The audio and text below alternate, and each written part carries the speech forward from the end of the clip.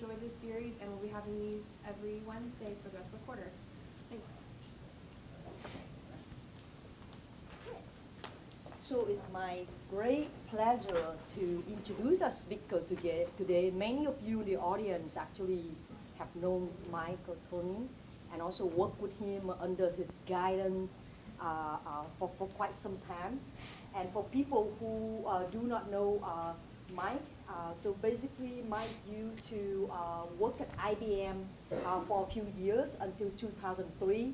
He actually left IBM and be a head of the material science division and also distinguished staff scientist at the Center for Synchrotron Radiation Light Source up in the Bay Area. And so he one of a very few people that actually not just knew the technique, but developed techniques, scattering technique to probe structure of soft matter. And specifically today, he will talk about organic semiconductor. And with that, so thank you very much for coming. Okay, well, thanks, Quinn, for the nice invitation, and thanks to both Quinn and Guy for the opportunity to tell you about work we've been doing over the past few years in relating structure and morphology to kind of the function in organic electronic materials. So before I begin, I wanted to acknowledge the unfortunate death of Ed Kramer a little more than a week or so ago. I didn't particularly know Ed well, but I did know of his work, and it actually had a big influence on a lot of the stuff that I've done, particularly over the last few years, and we'll all sorely miss him and his guidance and his wisdom. So with that, I'm now going to kind of turn to the bulk of the talk in the outline. So I'll give you a bit of an idea for why we're interested in structure in organic thin films and why it's important, and how it's important to characterize this and understand this under a range of length scales. And I'll then say, and is this, there we go, okay, so it's hard to see, but I'll then talk about kind of 3 different length scales. The quantitative molecular packing, which is now a very local length scale, how we can get some detailed information in a relevant thin film as to how molecules are packed. I'll give you a couple examples, one being pentacene, very briefly mention TIPS pentacene, how we can actually use processing to tune the structure. I'll say briefly about how the work's been done on some polymers, this high performance, at the time high performance semiconducting polymer PBTTT. I'll then talk about disorder, in particular disorder kind of in terms of lattice variation or paracrystallinity in terms of grains. I'll then kind of move to a longer length scale and talk about organic photovoltaic blends, which are blends of two different molecules, oftentimes polymers and fullerenes, and how the nanometer scale, length scale is important to understand that, characterize that, and then relate that to the performance of the material. Okay, so normally in this I give a brief segue as to SLAC, because despite the fact that SLAC's been around for 50 years, there's still kind of the widespread perception that it's a high energy physics lab. I'm just going to briefly say that right now we kind of have 2 user facilities, the X-ray laser and SSRL. So despite this kind of widespread perception that SLAC is a high energy physics lab, we are doing a lot of kind of chemical and material sciences, and particularly as they relate to sustainable energy. So that's kind of a brief commercial to level set everyone, and particularly because of this widespread kind of misunderstanding. So now let me move into the science part of the talk. So organic electronics, you can kind of imagine, at least for now, 3 different types of possible applications. OLEDs, which are presently being commercialized, and I think you can buy a TV at probably a large fraction of most people's salary nowadays. There's also a possibility of using these as transistors, and here's a couple of applications, as well as organic photovoltaics or plastic solar cells. So one of the advantages to organics is that you can imagine and actually make a large range of different possible structures. We can imagine doing this out of kind of the small molecules. So pentacene or TIPS pentacene are 2 kind of classic examples, and I'll talk about both of these, this one a little bit briefly. There's also polymers, where in this case I've shown you P3H3 and PBTTT. And in both of these situations, the conjugated bonding structure here basically allows for semiconducting properties. So some of the advantages of using organic semiconductors is in ease in processing. We can imagine printing these out of inks, and I'll show you briefly in kind of an example of that. So at least in principle, we could make these like newsprint at rather low temperatures and ambient pressures. We could also make these on flexible substrates as well. And as I mentioned, the synthetic chemical ability to actually tailor the properties is a big advantage in all of these kinds of materials. So from a performance standpoint, you know, when these first kind of became, I would say, invented, you know, in the 1980s, the mobilities were reasonably modest. In the last few years, we've kind of pushed this up to about the 20 or 30 regime, which is now becoming approximately the same as polysilicon. But we want to push these numbers a little bit higher and actually be able to do this reproducibility. So that's part of the motivation in terms of improving mobility in transistors and understanding it. From a photovoltaic standpoint, if you look down here, and here I've taken the NREL efficiency chart and kind of lopped off the top, which is very expensive cells. The organics sit down in here, which is kind of right now at about maybe 10 or 12% at best. And that's kind of well below what one would like, which is about 20% or so. So it's really important if we want to make these kind of being commercially viable to push this number up certainly to something that's close to 15 or 20%. So how we're going to do this, and one approach to try to do this is to develop and understand design rules to create new functional kinds of materials. So that could be new functional molecules, or it could be new functional kinds of architectures.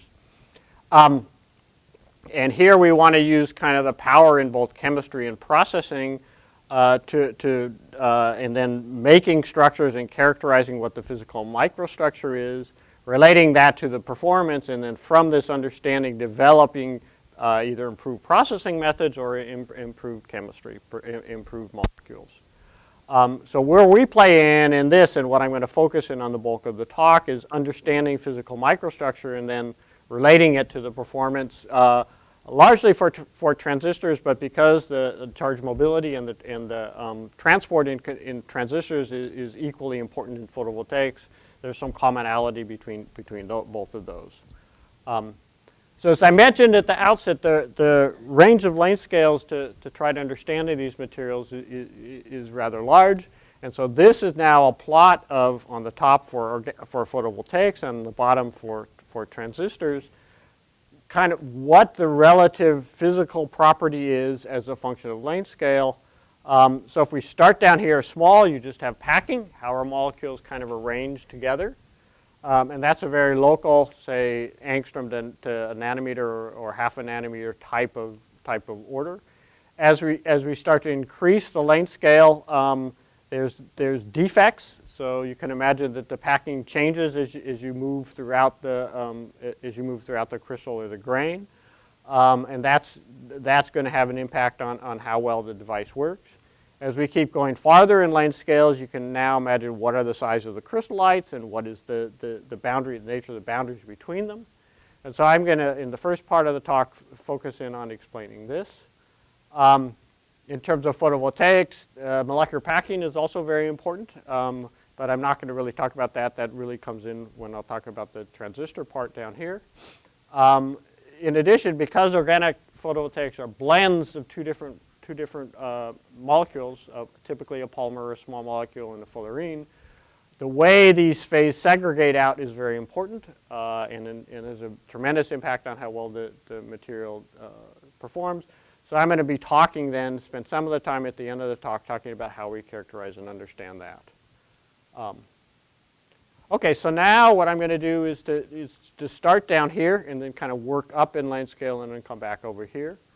So we'll start with the quantitative molecular packing, and we'll start with some small molecule work, which is pentacene, and then I'll say some work about some measurements that have been done on polymers, in particular PBTTT. So the first work was done in collaboration with Janan Bao's group and Stefan Mansfield on pentacene and TIPS pentacene, whereas the second part was a collaboration between Mike McGeehy's group at Stanford and Jean-Luc Breda's group at Georgia Tech. So why are we interested in pentacene? Pentacene is kind of the canonical or prototypical semiconducting small molecule. So its structure is shown here. It was observed kind of early on that single crystal transistors actually had mobilities that were a little bit less than 1 or a little bit less than 1/2 and actually were somewhat inferior to what one made in polycrystalline films. And this is kind of counterintuitive because polycrystalline films are going to have lots of defects. They're going to have grain boundaries, possibly impurities. And so those can all act as scattering centers that can limit the mobility. So that kind of begged the question, well, why do these polycrystalline thin films kind of outperform the single crystals? So for that, structure is very important. And so we were doing this, what we would do then is structure-based measurements on these polycrystalline films. So to do that, we use grazing-incidence wide-angle X-ray scattering. So here's a sample. X-rays come in at a small angle. You basically then record a diffraction pattern on an area detector that sits behind the sample. We resolve that into a component along the scattering vector, which is the vector difference between the incoming X-rays and the outgoing X-rays, into a component along the surface and then normal to the surface. So this is Q parallel or QXY, and this is QZ. So here's a picture of the setup, and here's kind of a typical, in this case, a polymer scattering pattern that one would get at. So that's kind of how the experiment is done. So how do we interpret this? So in all cases, the films as they are deposited are either spin-coated or evaporated onto an amorphous substrate. So while they may be highly textured, have a crystallographic plane that is preferentially lies along the plane of the surface, in the plane they're isotropic. You can make anisotropic in-plane materials, but I won't really talk too much about those. A little bit in different parts of the talk, but for most of the materials, they are isotropic in the plane. So if we look now down from the top for typically these highly textured films, you tend to see rings of diffraction. The detector is a plane, so it kind of cuts through these different rings. And so that gives rise to a series of spots that you see on the detector for these highly oriented films. And so you might imagine that that looks something like this. So for highly textured film, you'll see these series of spots that run up, kind of up and down along the QZ direction. So that's for thin film, which you can kind of think of as a lot of bulk or small crystallites. For a monolayer, and the reason I'm going to talk about a monolayer is that transport in the transistors is dominated by the interface between the substrate or the gate and the organic semiconductor. So it's important to understand what's happening at the first layer or within the monolayer. And so as I'll show you, we've done measurements of monolayers, at least in the case of pentacene. So from a conceptual standpoint, what you get from a monolayer is rather than these isolated spots, you see what are called Bragg rods, and they run normal to the substrate, so they run along this QZ direction, and opposed to being kind of spot-like, they're actually more extended in this direction. The length of these or the size of these in the QZ direction is related to how big the molecule is. And the position kind of the maximum is related to what the tilt of the molecule is. People have done this on Langmuir films for a number of years. And so typically if you can tell how tilted the molecule is by looking at where this position sits. The molecules are standing straight up, not like I've illustrated here, but if they're straight up, then the peaks appear right along the substrate surface, so at QZ equal to 0. Whereas if they're tilted, you'll see some kind of a progression up here. So by looking at this kind of a pattern, you can immediately infer what the orientation of the molecules are. And so I'll show you that in some real data in a minute. Okay, so now let me show you some data for a 20 nanometer pentacene film that was grown by thermal evaporation on SiO2. So if you look here at the top, this is kind of a raw area image from the detector. So here are the diffraction spots that are kind of elongated, as you see from the pentacene. And so if we focus in on this region, you can see these in here. So here are the spots that one gets from the pentacene. You can also do a high resolution measurement along this, and you end up with something that looks like this. And so from this data and from this data, we can index these peaks. And then from that, we can extract what the unit cell parameters are, and they're shown down here. And they are, in fact, different than what's sees in the bulk single crystal. So this is one of many examples where just by depositing the film, you end up with something that's different than you would otherwise end up with it with the single crystal form. So this, just by indexing this, we can come up with the lattice, the unit cell here. But that doesn't tell you what the packing is.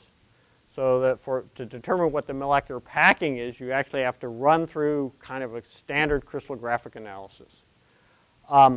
So if anybody in the audience has ever done standard single crystal analysis, you typically start with 1,000 or maybe 10,000 reflections. And then you can get the atomic positions in whatever the structure is from that. If you look back here, you can kind of count. We maybe have 10 or 20 peaks.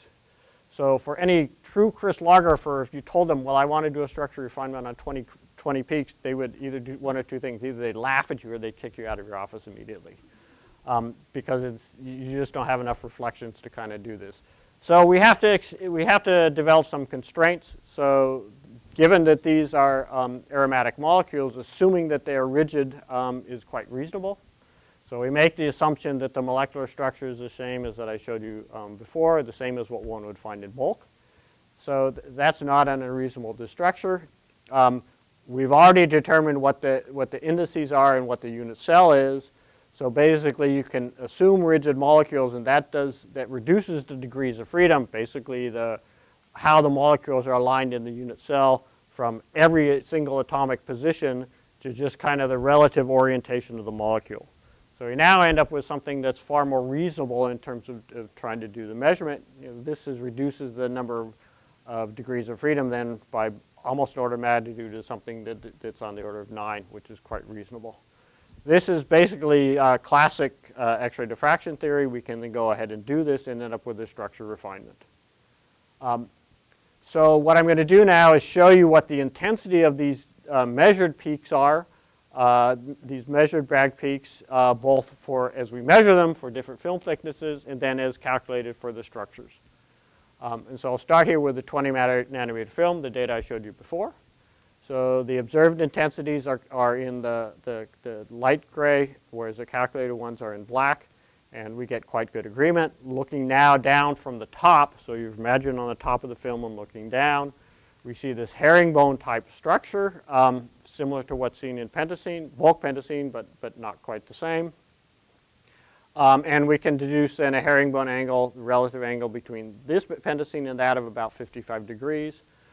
We can also then get what is the tilt of the molecule with respect to the substrate. In this case, it's reasonably small. It's about 5 degrees.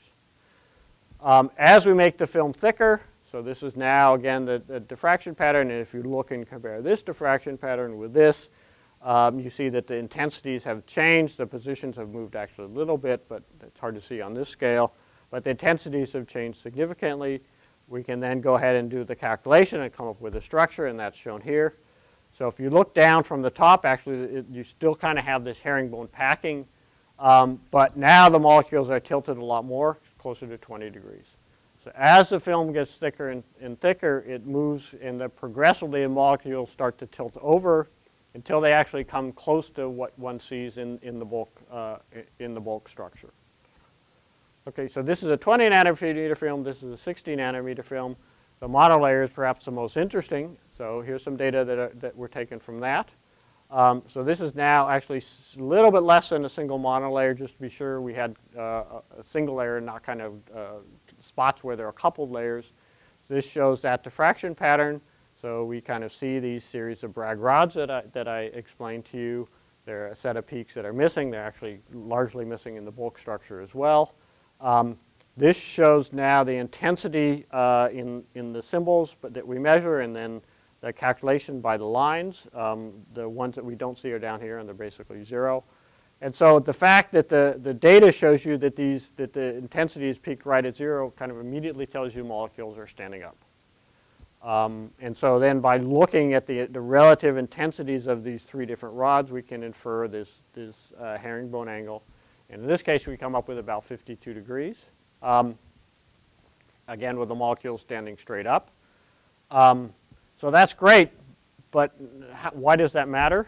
It turns out if you use Marcus theory to look at electron transfer and calculate what the what the overlap is of the orbitals in this kind of a arrangement, you actually end up with a higher overlap in this structure than one would see in the bulk pentacene structure.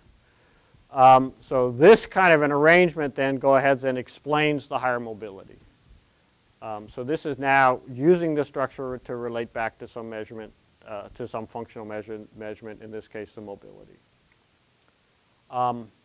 Okay, so now as I mentioned, so that's great, but if we can measure this now, perhaps we can actually control this. And so working with Jinan Bao, what we've done is to develop, or to use what she's developed in her lab, the solution shearing method, where basically you can take a semiconductor solution, shear it with a plate, create an anisotropic plane. And so what this shows over here, and from this film, we can actually see a change or an increase in the mobility as a function of the shearing speed. So that kind of begs the question, well, why and what's going on? And so we've taken data on different films, and those are shown here. So this is now the area image. If we blow this up, both for this region of the diffraction pattern and for this region of the diffraction pattern, at a slow shear speed, we see something like this. As you increase the shearing speed, we see a shift of the peaks to the right and a change in the intensities. In this case, we see a shift to the peaks of the left and a little bit change of intensity as well. We can then go ahead and model that data, and those are shown here. Basically, you have an overlap in TIPS molecule of the pi stacking direction, and this gives rise to the mobility. We believe this gives rise, so largely gives rise to mobility in these materials. What we see then is that the slower slower deposition speed, so either in here or in the vapor deposited film, which I haven't shown you, you get a much larger pi stacking distance, so this spacing between the conjugated core of the molecule, than in the case where you're actually shearing at a higher direction. And so it's this smaller spacing gives rise to more overlap, and that gives rise to the higher mobility. So this is an example of how we can actually now use kind of our understanding to actually develop ways to control this to control the functional properties. Okay, so that's the case of small molecules turning to polymers. The polymers are actually far more complicated because, as we know, they're actually semi-crystalline. So the small molecules actually consist of these regions which are highly crystalline, some grain boundary between them, and I'll show you this in a little bit. Kind of dispersed in this low density of grain boundaries. Semi-crystalline polymers are much more complicated than that. They have regions which are reasonably crystalline, and I'll explain what that means in a minute, separated by regions where there's a disordered zone in between them, and then some other region where it's crystalline. It's reasonably well established that along the molecular direction, you get along the chain, you get reasonably fast transport. Across the pi stacking direction, so from this conjugated core to this conjugated backbone to that conjugated backbone, you get pretty fast transport. Whereas along this direction, right, where the spacing is big and you have these axial side chains, you actually have reasonably slow transport. So this gives rise to an anisotropy, which is important in understanding the functional properties of the material. So now let me show you an example for this polymer PBTTT, how we've gone about trying to get the structure of this particular arrangement. So as I mentioned, at the time, this was a very high-performing P-type semicrystalline polymer. The difficulty with these is that even in this perhaps most crystalline case, we only end up with a few broad and in many cases overlapping peaks. So you see a diffraction pattern that looks like something like this. And the small molecule case was hard. This is even more challenging, so it becomes really important to combine theory and modeling, or theory/modeling, and the experiment to come up with a good structure. So the approach we're going to use is to basically start with a two-dimensional random diffraction pattern that gives some initial structure, because we can make some guesses as to what the unit cell here is in here. That is then fed into a DFT type of modeling or molecular mechanics modeling that can produce a simulation, and then you can kind of iterate back and forth between these two to kind of end up with something that you think is more reasonable. We then looked at biaxially textured films, and I'll show you those data in a minute, which allow us to more carefully refine the model structure. So it's kind of this feedback that is very important. So this is similar to a lot of work that Michael did kind of in 2009, or published in 2009. Okay, so I'm going to show you the answer first. So this is the answer. So if we look now from the side, here are the side chains that sit out like this. Here are the backbones that run like that. So this is along one direction, looking along the other direction. You can see the spacing between these, and we can actually figure out what that is. I'll go see where the side chains are as they look like that. Looking down from the top, you can kind of see a very similar view. So that's the answer we ended up with. How do we get there? So as I said, we start with this 2D pattern, right, and that gives us an initial structure, which we started here and made a guess at. That gives rise to the simulated pattern, and after having gone back and forth, we end up with something like this. And you would easily say, well, this doesn't look anything like that, which is true. But if you look at the peak spacings, the peak positions, they actually end up exactly the same. Recognizing, and I'll make a point about this a little bit later, that these tend to be smeared by disorder. The intensity, the kind of the relative intensity ratio of these various lines are not that different from these lines. We also tend to see some diffraction here, which is well replicated here. The other thing that we've done, and I'm not going to show you this, is look at these the intensities along the H00 direction and compare that absolutely with the intensity of the simulation, and that actually looks pretty good. So this gives us some evidence that we think we are close to the right answer. We can refine this better by looking at the biaxially textured films. So these are films that are actually made by, and I thought I had this on here, but maybe not, that were made by Joe Klein at NIST, where they actually can create structures where crystallographically the films are lined along the substrate. And so if you look at the experiment, you can see, if you look, as you walk from some arbitrary direction, which we're calling 0, up to 90 degrees from that, you see a shift in the diffraction pattern, and that's a result of this anisotropy. We could likewise do the same thing in the simulation, and that's shown here. And again, if you kind of look at relative intensities, they tend to replicate, the simulation tends to replicate the experiment reasonably well. We can also take a cut along some direction, and so that's indicated here by the yellow line. Experimental intensity along this direction is shown here in black. The simulation now is shown down here in the dashed line.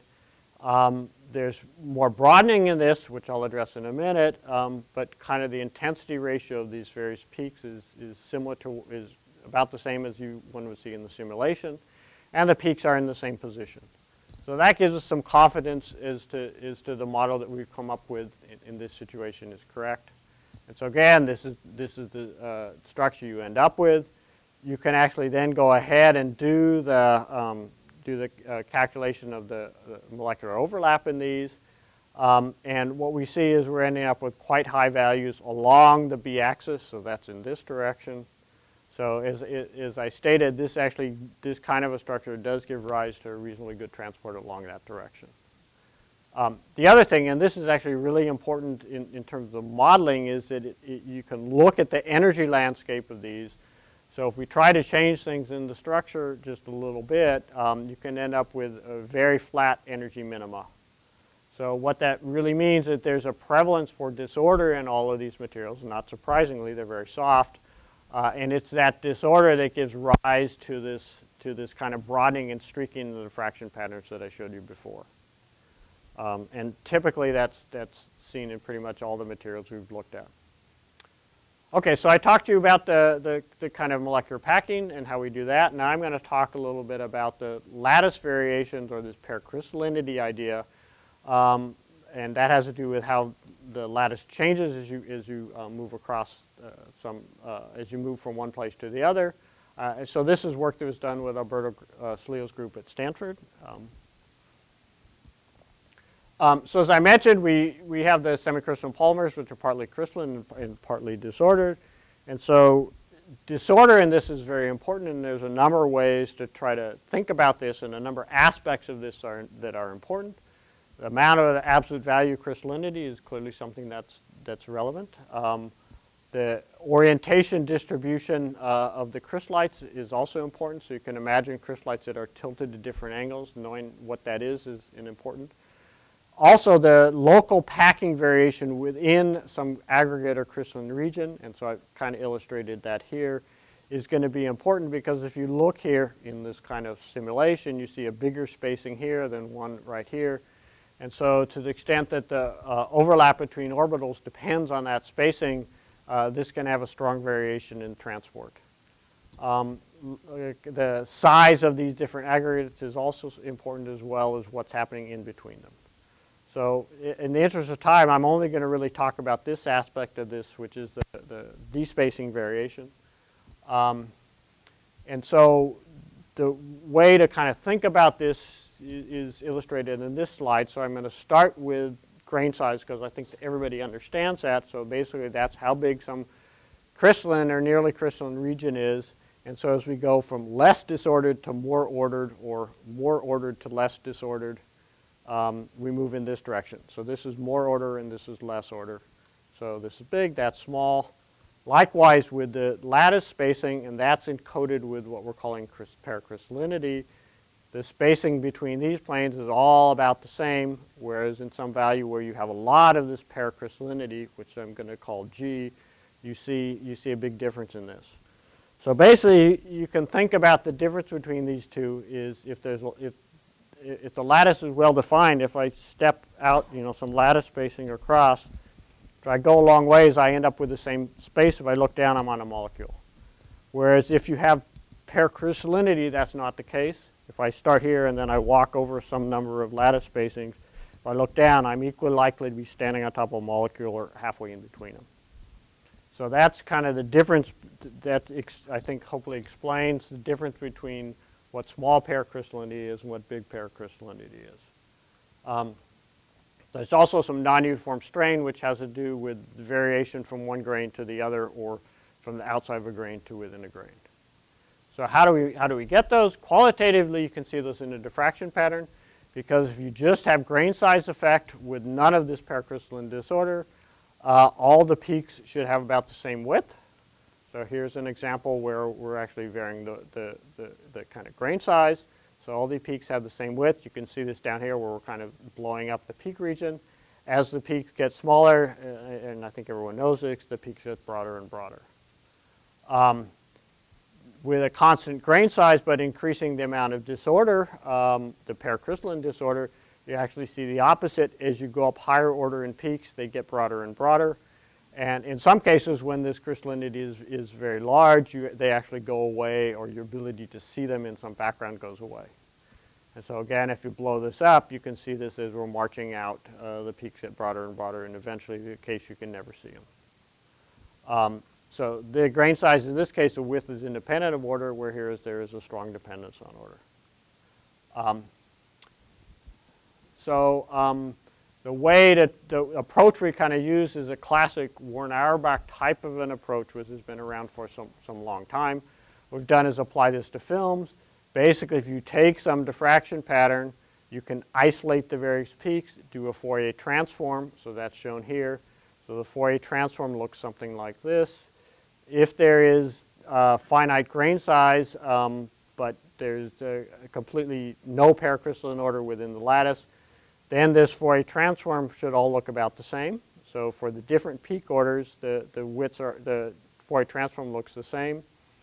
In contrast, if you have this paracrystalline disorder but about the same grain size, you do the same Fourier transform, you now see a progressive shift to the right, to the right as you increase to the left as you increase the peak disorder. It's just to the left because the peaks in Q space get broader, so in real space they actually get sharper.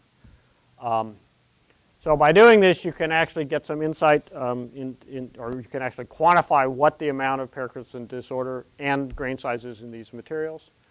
So here's an example for this N-type semiconducting polymer, which is shown down here. So this shows the data that we've gotten. This shows the isolated peaks that we obtain. So basically, as a background that's fit, and that's shown by the dashed lines, you could then isolate the peaks. We run through the Fourier transform, and what we see is shown in here. So the data are shown by the solid lines. So this is now the normalized intensity as a function of real space, which we're calling n times the number of lattice constants. Let's focus only on the red line, which is actually a fit where we're actually allowing a model of different grain sizes. This data is then fit to this expression, and so this is what we end up with. So this is now the grain size, which in this situation is about 20 with some deviation, 22 with some deviation nanometers. This is the paracrystallinity value, and this is about 3.5% or so. That's actually a very large number. Typically, inorganic materials are less than 1%. It's oftentimes a lot less than 1%. Something that's truly amorphous is closer to 10 or 11 or 12%. So we're actually starting to approach being something that is becoming more disordered or more amorphous-like. But at some level, if you look at this, well, this is along the lamella packing direction, so who cares? There's no transfer along this, so it doesn't matter. It's much more interesting to try to do this in the pi stacking direction because that's important for the transport. So we're again going to turn to this polymer where we try to do this. So we're now going to look at the packing variation of the conjugated backbones as we move out. And so to do that, we can measure the, we're also going to do the lamella direction too, just to do the comparison. So this shows the specular scattering.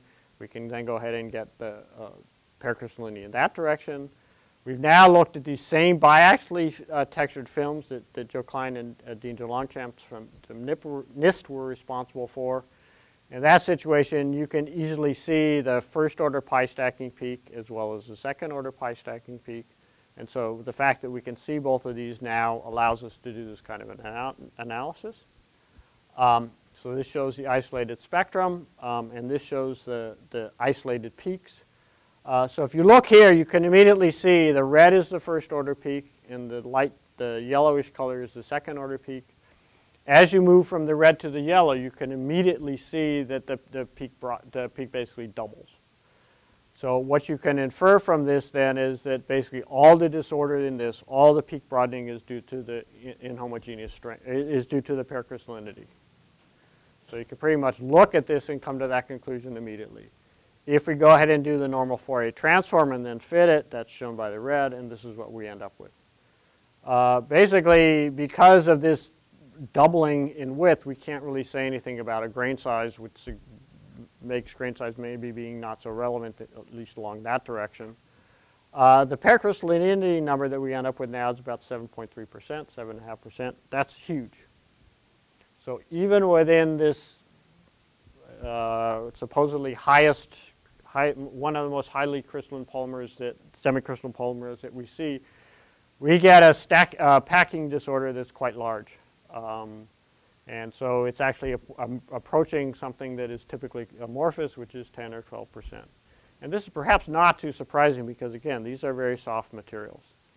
In the lamella direction, we actually end up with something that's much smaller. But this is probably the one that matters from a transport perspective, so that begs the question, well, what are the implications on transport? So one of the reasons this might be important is shown here. So typically, again, I said this is a variation of the packing along the orthogonal to the backbones.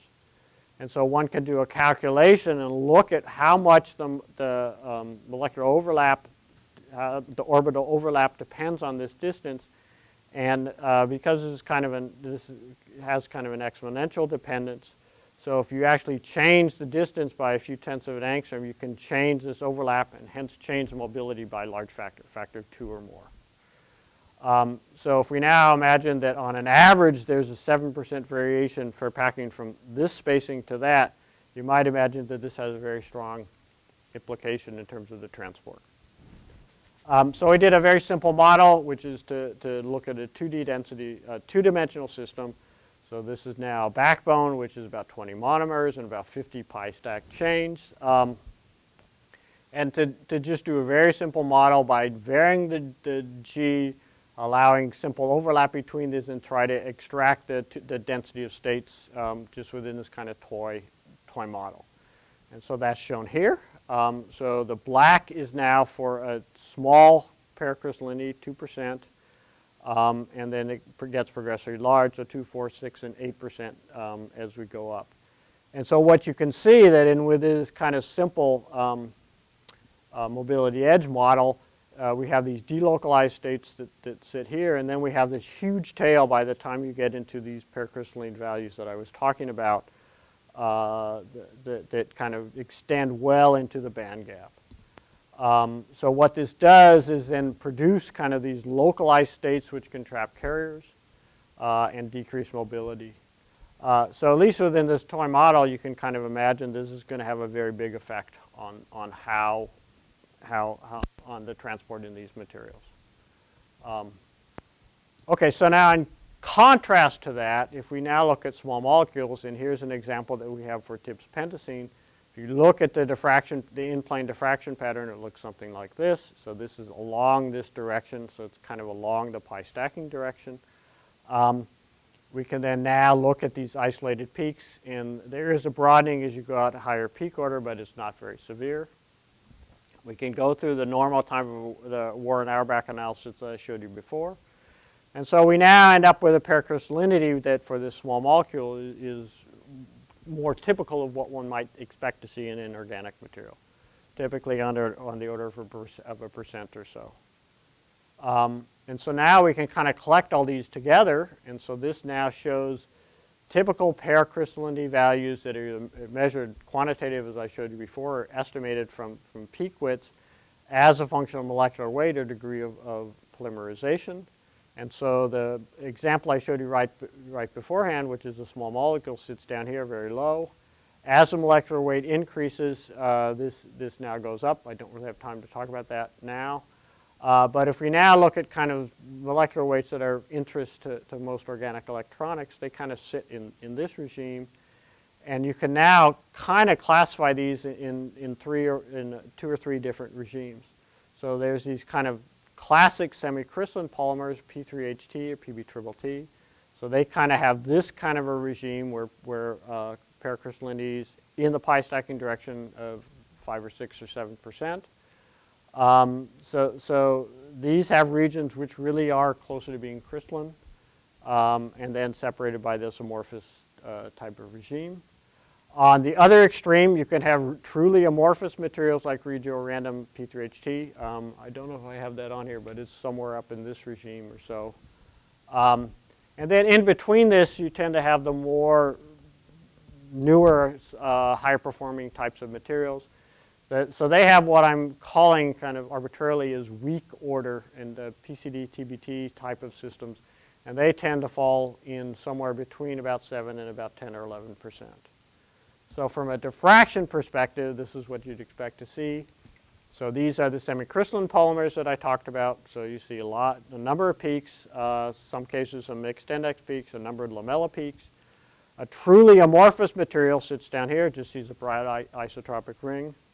And then in between, you get these kind of what I'm calling weakly ordered systems, where you only see, maybe 1 or 2 or a few broad peaks. Typically one that's associated with pi stacking and maybe one that's associated with a lamella. So the point of this is when talking about semicrystalline polymers to recognize that all of them are not the same and they will have different degrees of order as one goes down. Okay, so I've spent some time talking to you about the local microstructure, how we see this distribution, and it has a big impact in terms of transport. And for the polymers, that this value, at least in relevant directions, is large, whereas small molecules, that's the other way around. So in the small amount of time that remains, I'll briefly go over some work we've done in terms of looking at the blend morphology and OPVs. So this shows a schematic of an OPV. It's a blend of a donor, typically a semicrystalline polymer, and a fullerene. It spontaneously segregates into these three different regimes. So the blue is meant to be the semicrystalline part of the polymer. The red is the amorphous fullerene. And then what we have, and this was only found recently, that you get some regime where there's about 20% or so of the fullerene that's intimately mixed in with the amorphous part of the polymer, and so that's shown here. So what we really want to know is what's the packing in these different phases. I kind of addressed that already. We also really want to know how big are these different domains, and what is intermixing between both the donor intermixing, how big and what's the extent of it intermixing in these different regions. And lastly, kind of what is the local structure as you go from one pure phase to the other. So this is just a comment. I don't think we have any answers to this yet, and so I'm not going to tell you what the answers to this are. I talked a little bit about this yesterday, but I think it's really important in trying to figure this out is to pick systems where you can use imaging approaches, which are fantastic for getting local quantitative information, and then combining that and using the local structure that you get to develop models that you can then use to fit scattering data. And because I don't think either of these are going to give you the answer by themselves. So it's only in the combination on well-chosen systems where we're really going to be able to do this. So I'm not going to give you the answer, but I'll tell you how we've used the small angle scattering approaches to try to address various aspects of sizes in this. So we've used both hard X-ray small angle scattering and soft X-ray small angle scattering, which is really going to have smaller Q values, is the distinction to try to address some of these issues. And basically what we've done for the solid state is combine the soft X-ray work with the hard X-ray scattering to give you basically a scattering pattern that extends over some large range of length scales. As I said, we don't have good models for this yet, so I'm just going to interpret this qualitatively in terms of kind of average size of these different regions. So what is kind of the average size of these various regions, as well as looking at the slope, which gives some insight into going kind of what is the interface between these various different regions in kind of a very qualitative sense. So we're going to look at this for this particular polymer blend, which was done in collaboration with Pierre Béjou's group and Jean Faucher's group, who were at Houston, Berkeley. And so here what we're looking at is how the effective additive changes the power conversion efficiency in these blends, and so this shows the performance, the current voltage, and what you see is by using, in this case, 5% chlorolnaphthalene, you get a significant improvement in the power conversion efficiency. So that begs the question as to why. So this is now both a combination of soft X-ray scattering and hard X-ray scattering results.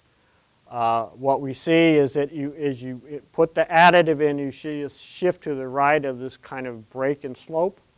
And so that means, again, qualitatively, that the size of the various domains are getting smaller. So we're going from some large sizes to some smaller size. The slope also changes, and so the kind of fuzzy interpretation there is you go from a reasonably sharp interface to one that's more diffuse, perhaps with more mixed region. So that's kind of quantified here. So here looks at the change in the exponent as well as domain size, and see a significant drop in terms of domain size. So this explains, at least qualitatively, why we see an improvement in the device performance, but why do you see this? And to do that, we turn to solution scattering. So what this shows now is the intensity now in solution. So this is in chlorobenzene, in this case without the additive, as a function of the fraction of polymer that's been dissolved in the solution. And so what you see here is that at the lowest concentrations, you basically see a very uninteresting sloping line. As you start to increase, that changes. This sloping line and the fact you don't see a turnover indicates you have this kind of very large, very loosely aggregated polymer. And that's what gives rise, there's some theories that will give rise to that kind of that gives rise to a slope of about 3. As you increase this, and if you look carefully, you see a break in slope in this region, going from about 3 or so to something that's closer to 1.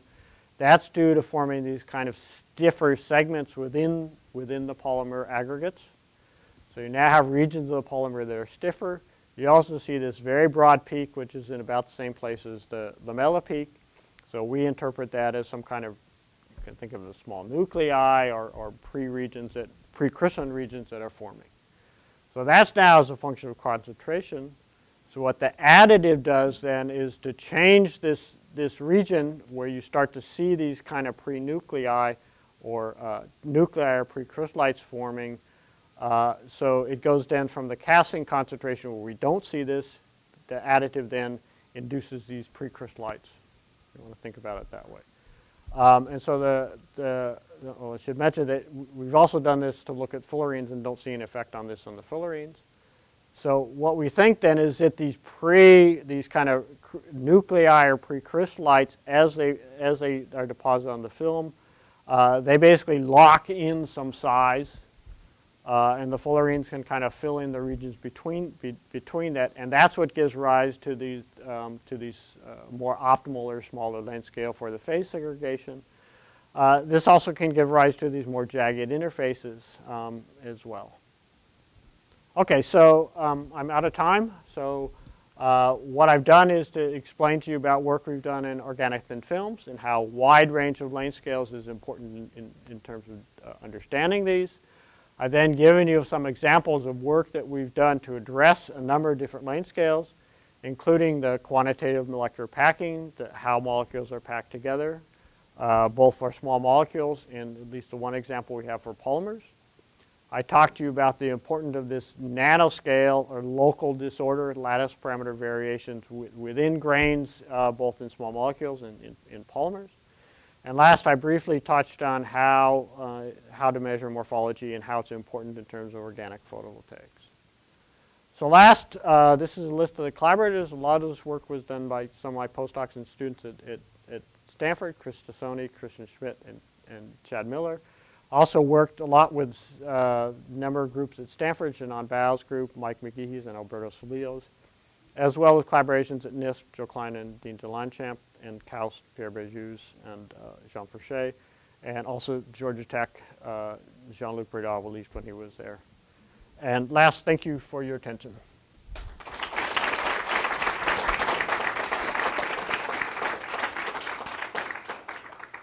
Any questions from the audience? So Mike, a quick question about the pentacene work. Yeah, So you looked at a variety of different thicknesses. correct. And you saw the tilt angle Yeah. vary. Does that assume, or can you detect whether you have a gradient or a pseudo bilayer film where the initial monolayer is straight up and then all the rest are tilted, or they vary over Right, distance? right. That's a good question. I don't have a good answer for that. I can tell you that we've done this reasonably carefully as a function of thickness. And there's some evidence from other measurements that the monolayer structure is actually preserved, but only for one layer. That's based on some work that Dan Frisbee did. And that so the monolayer is preserved, but the other structures, as you grow up, will adapt some other type of a structure. And I believe, I don't have evidence, good evidence for it, that's actually what we see, and that's what I'm reporting. So in a 20 nanometer film, the first layer is going to be similar to that which I reported for the monolayer, and thicker films will adopt that 20 nanometer type of structure. The problem is that as you thin the film down, it starts to tilt over closer to being standing up. So it becomes, if you had a situation where you had a single layer and then two layers on top of it that were wildly different in structure, it'd be easy to see them. But by the time you get down to a couple layer structures, they become very similar, so it's hard to distinguish them. I have a question about the paracrystallinity of polymer.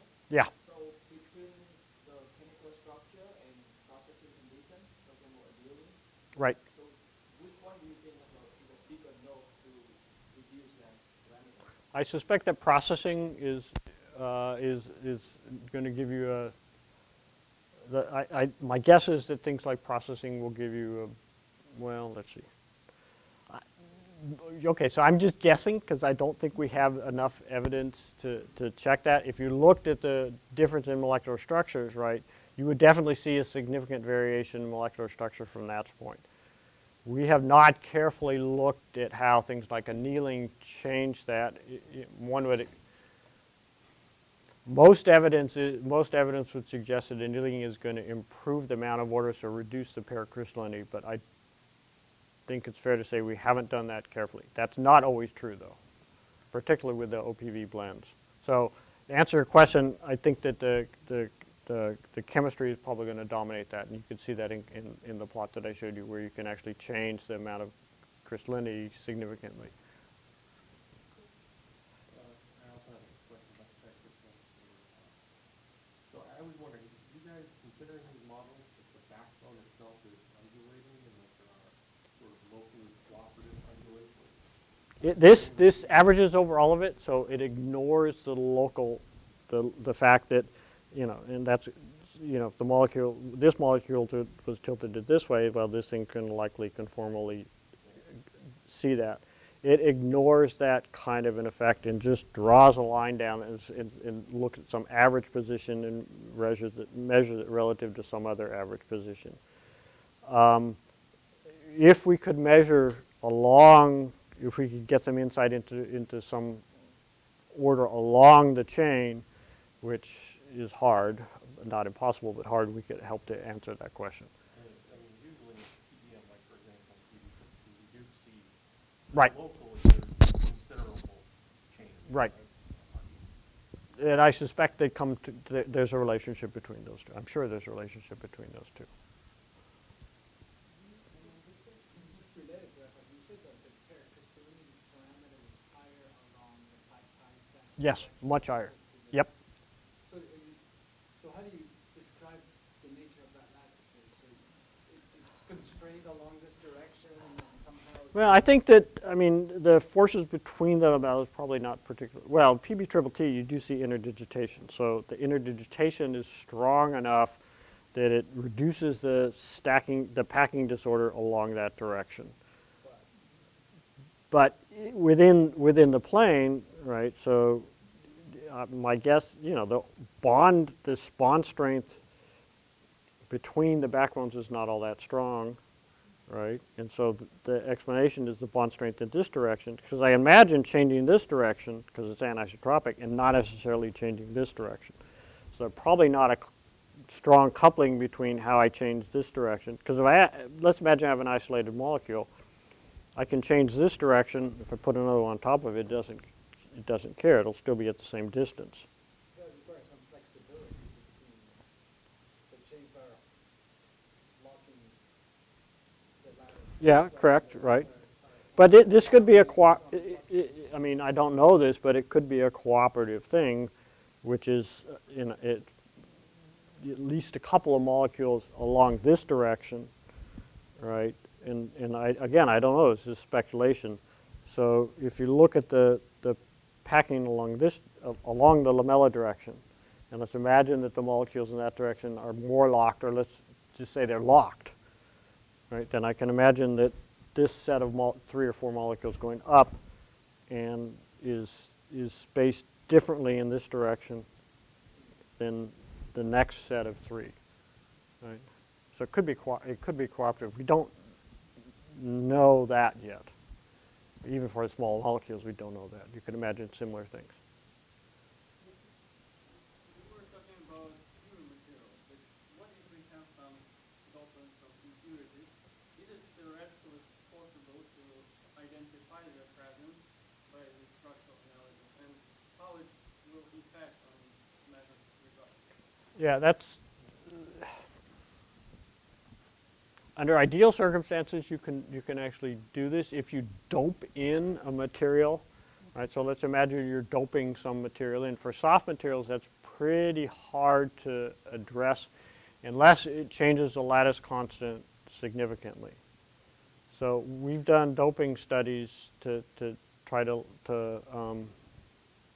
look at how you see that, and if you put enough dopants in, you actually change the structure. So there you can infer something about it, but arguably that's not doping, it's substitution, because it's in the few percent at best. So if you're below, say, 5 or 10% in soft materials, it's very hard to get some insight into that.